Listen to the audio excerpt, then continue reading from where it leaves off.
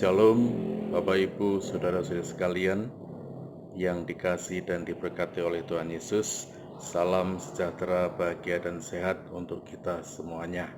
Apa kabar saudara-saudara? Saya percaya bahwa Bapak Ibu selalu ada dalam kasih dan berkat Tuhan.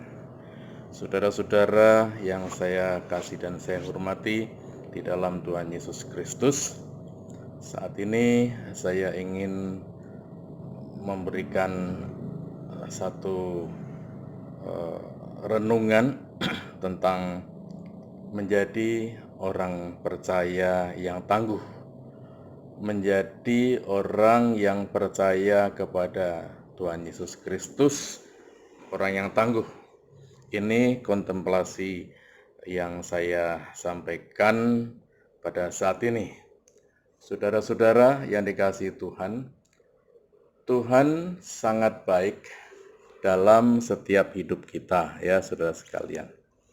Tuhan sangat baik dalam setiap hidup kita, dan saya sangat percaya sungguh-sungguh bahwa kita selalu di dalam perlindungannya. Saudara-saudara, ini adalah minggu kedua bulan Juni tahun 2020, di mana situasi masyarakat kita masih di dalam rangka menjaga jarak oleh karena pandemi COVID-19 dan juga work from home. Tetapi saat ini saya sedang work from office, dan saudara, kita mesti menjaga kebersihan, rajin mencuci tangan, memakai masker. Ini saya memakai masker, ya saudara sekalian. Saya turunkan sedikit karena biar suara saya biar bisa kedengaran. Nah, Bapak Ibu, saudara-saudari sekalian, bagaimana caranya supaya kita ini menjadi orang yang percaya kepada Tuhan, tangguh di dalam situasi pandemi kita saat ini. Saudara-saudara yang dikasihi Tuhan, di dalam Injil Matius pasal 7 ayat 13 sampai ayat 14 dikatakan di sana bahwa masuklah melalui pintu yang sesak itu, karena lebarlah pintu dan luaslah jalan yang menuju kepada kebinasaan, dan banyak orang yang masuk melaluinya, karena sesaklah pintu dan sempitlah jalan yang menuju kepada kehidupan, dan sedikit orang yang mendapatinya. Jadi saudara, pintu yang luas dan lebar itu adalah jalan yang menuju kebinasaan, itu banyak orang yang mampu melaluinya. Tetapi pintu yang sempit dan sesak, itu jalan menuju kepada kehidupan, itu sedikit orang yang mampu mendapatinya atau melaluinya, saudara sekalian. Bapak Ibu, saudara-saudari sekalian, sebagai umat-umat Tuhan, umat-umat percaya, anggota gereja manapun kita, terutama saudara-saudara saya, sidang jemaat Gereja Gerakan Pentakosta Hosana yang saya kasih dan saya hormati dalam Tuhan Yesus Kristus. Ini adalah satu ungkapan dari firman Tuhan yang nyata bahwa memang kadangkali hal-hal yang mudah, yang lebar itu orang dengan semangat akan berusaha untuk melaluinya dan mereka bisa. Tetapi yang sempit, yang sesak itu kadangkali orang malas melaluinya dan tidak bisa melaluinya dengan baik. Jadi saudara-saudara yang kasih Tuhan, kalau kita ingin kuat di dalam Tuhan, maka kita harus berserah kepada Tuhan untuk kita semua boleh berjalan atau melalui jalan pintu yang kecil, yang sempit, yang sesak itu, yang menuju kepada jalan kehidupan, Dan kita terus berserah kepada Tuhan, berserah mendekatkan diri kepada Tuhan, dan kita dimampukan karena Tuhan turut bekerja mendatangkan kebaikan bagi orang yang mengasihi Dia, yaitu mereka yang terpanggil sesuai dengan rencana Allah. Dan ini tertulis di dalam surat Roma pasal 8 ayat 28. Saudara-saudara yang kasih Tuhan, bagaimana kita menjadi orang percaya yang tangguh menghadapi situasi-situasi yang kenyataan yang ada di sekitar kita pada saat-saat ini, di sini, sekarang ini, dan kini. Saudara-saudara sekalian, ada dua hal yang ingin saya sampaikan melalui vlog atau perenungan kontemplasi pada saat ini. Yang pertama adalah mendewasakan iman percaya kita di hadapan Tuhan. Mendewasakan iman percaya kita di hadapan Tuhan. Yang kedua yaitu motivasikan hidup kita sebagai orang percaya untuk kita itu bisa mempersembahkan diri untuk hormat dan kemuliaan nama Tuhan. Jadi sekali lagi saya ulangi, yang pertama mendewasakan iman percaya kita di hadapan Tuhan.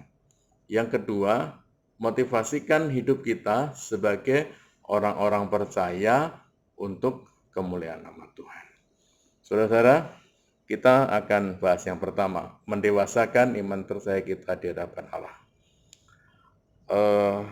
Di dalam kitab Daniel, Perjanjian Lama, Daniel pasal 3 ayat 16 sampai ayat 18 dikatakan di sana, Daniel 3 ayat 16 sampai ayat 18. Lalu Sadrah, Mesah, dan Abednego menjawab Raja Nebukadnezar, "Tidak ada gunanya kami memberi jawab kepada Tuanku dalam hal ini. Jika Allah kami yang kami puja sanggup melepaskan kami," ya saudara sekalian, "maka ia akan melepaskan kami dari perapian yang menyala-nyala itu dan dari dalam tanganmu ya Raja. Tetapi seandainya tidak, hendaklah Tuanku mengetahui ya Raja, bahwa kami tidak akan memuja dewa Tuanku dan tidak akan menyembah patung yang Tuanku dirikan itu." Ini luar biasa saudara sekalian ya, ketetapan dari Daniel dan kawan-kawan. Dia tidak mau menyembah patung yang Raja Nebukadnezar itu dirikan. Dia tetap beriman sungguh-sungguh, percaya Tuhan, menyembah Tuhan sebagai pencipta atau sang pencipta langit dan bumi. Nah, saudara-saudara yang dikasihi Tuhan dan diberkati oleh Tuhan, tentunya kehidupan kita harus tetap berfokus berserah kepada Tuhan apapun situasi yang menghimpit kita. Sebagaimana Daniel, situasi saat itu mereka dihimpit dari segi iman percayanya harus menyembah kepada patung, kepada berhala, kepada yang dibentuk oleh raja, dan tidak boleh atau dilarang untuk menyembah Tuhan Allah. Maka saudara-saudara sekalian, firman Allah katakan dalam Daniel tadi selanjutnya, karena titah raja itu keras, perhatikan titah raja itu keras, dipanaskanlah perapian itu dengan luar biasa, sehingga nyala api itu membakar mati orang-orang yang mengangkat Sadrah, Mesah, dan Abednego itu. Bayangkan, mereka yang sudah terlatih dekat dengan perapian yang menyala-nyala itu, mengangkat ingin melemparkan Sadrah, Mesah, dan Abednego ke dalam perapian yang menyala-nyala luar biasa itu, mereka mati. Tetapi Sadrah, Mesah, dan Abednego tidak. Dan ketika Sadrah, Mesah, dan Abednego dilemparkan ke dalam perapian yang menyala-nyala itu, saudara sekalian, maka Nebukadnezar dan orang-orang yang ada di sekelilingnya melihat bahwa, loh, tadi yang kita lemparkan adalah 3 orang ke dalam perapian yang menyala-nyala itu. Tetapi kita melihat sekarang ada 4 orang. Bahkan yang satu adalah dia berpakaian putih, bercahaya luar biasa kemilau-milauan. Saudara-saudara, yang satu itu adalah kehadiran kuasa Allah, menyelamatkan Sadrah, Mesah, dan Abednego. Malaikat Tuhan hadir di sana. Saudara-saudara, jadi ingin saya katakan bahwa di dalam pergumulan, keadaan sulit, keadaan pahit, keadaan menderita sekalipun, apabila kita tetap bersandar kepada Yesus, ada Yesus di sana, saudara sekalian, maka kehidupan kita akan tetap merasa aman. Ya, saudara-saudara yang dikasihi Tuhan. Jadi jangan tinggalkan, jangan lepaskan iman percaya kita di dalam Tuhan Yesus Kristus. Kita harus memiliki iman yang dewasa, yang tetap percaya Tuhan. Sekalipun Tuhanku tidak menolong, itu kata mereka, Sadrah, Mesah, dan Abednego. Ya Raja, tetapi kami semua tidak akan pernah menyembah kepada patung emas yang Tuanku dirikan ini. Luar biasa. Ini adalah satu jawaban yang tidak mau kompromi, tidak mau negosiasi, tidak mau menurut, hanya menurut kepada Tuhan Sang Pencipta. Kita sembah kepada Tuhan. Luar biasa ya Bapak Ibu, iman dari Sadrah, Mesah, dan Abednego. Kalau kita terus beriman kepada Tuhan, pasti niscaya Tuhan akan senantiasa menolong kita di dalam hari-hari kita yang kita lalui. Bahkan dalam situasi yang masih pandemi seperti sekarang ini. Saudara-saudara, jadi sama seperti kehidupan pribadi kita, kalau kita mau mendewasakan kehidupan rohani kita, yang Tuhan minta dalam kehidupan pribadi kita, kita harus mengerti benar, mengamati dengan baik kemana langkah kaki kita, tujuan hidup kita. Sadrah, Mesah, dan Abednego, teman-teman Daniel itu, anak-anak muda Yahudi, anak-anak muda Israel yang dibuang ke Babel itu, saudara sekalian, bukan karena mau sok-sokan jagoan, tetapi mereka tahu dalam kehidupan pribadi mereka, apapun yang terjadi, Tuhan yang mereka sembah adalah Tuhan yang hidup, yang sanggup memberikan kemenangan, menolong, dan memberikan atau memakai pribadinya menjadi pribadi yang beriman kuat di dalam Tuhan. Puji Tuhan, itu yang pertama. Saudara, yang kedua, apabila kita ingin menjadi pribadi yang menjadi orang percaya yang tangguh, saudara sekalian, ya, yang kedua adalah motivasi, ya, motivasi hidup kita sebagai orang-orang percaya hanya untuk kemuliaan nama Tuhan. Apapun yang kita perbuat, kita lakukan, melayani pekerjaan Tuhan, bekerja, berbisnis, dan sebagainya adalah dalam rangka untuk melayani pekerjaan, untuk kemuliaan nama Tuhan. Saudara-saudara, di dalam surat Ibrani, Perjanjian Baru, Ibrani pasal yang ke-12 ayat yang kedua, dikatakan di sana, marilah kita melakukannya dengan mata yang tertuju kepada Yesus, yang memimpin kita dalam iman, dan yang membawa iman kita itu kepada kesempurnaan, yang dengan mengabaikan kehinaan, tekun memikul salib, ganti sukacita yang disediakan bagi kita, yang sekarang duduk di sebelah kanan tahta Allah. Luar biasa, saudara. Jadi motivasi hidup kita sebagai orang-orang percaya bukan lagi sekarang yang kita pentingkan adalah keinginan pribadi kita, kedagingan kita, kemauan kita, tetapi kita mau mulai belajar untuk segala sesuatu kita lakukan yang terbaik dalam kehidupan kita untuk hormat dan kemuliaan nama Tuhan. Untuk hormat dan kemuliaan nama Tuhan. Puji Tuhan.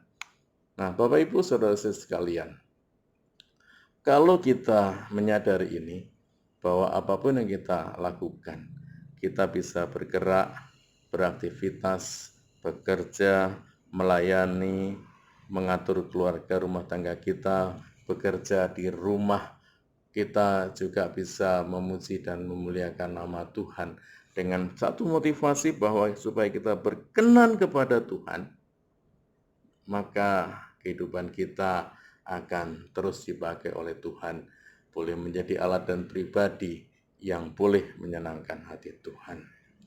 Makanya Bapak Ibu Saudara, saya dalam hidup saya pribadi, saya punya prinsip demikian. Biarlah rohmu menyala-nyala dan layanilah Tuhan. Biarlah rohmu menyala-nyala dan layanilah Tuhan. Jangan sampai padam roh kita, jangan sampai lesu kita memuji dan memuliakan nama Tuhan. Jangan sampai kita selesai di dalam memuji dan memuliakan nama Tuhan. Tapi marilah kita terus memiliki roh yang menyala-nyala untuk melayani Tuhan. Dalam bidang apapun juga. Mendukung pekerjaan Tuhan di gereja kita.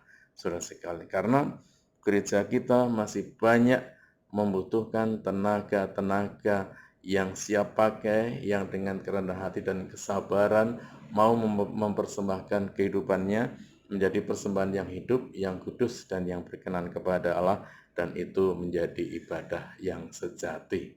Nah, saudara-saudara, saat ini saya ingin mengajak kita semua. Mari kita membuka hati kita dengan sungguh-sungguh di hadapan Tuhan. Semangat, antusias dengan Tuhan. Menjumpai Tuhan. Menyerahkan seluruh permasalahan kita di bawah kaki Tuhan.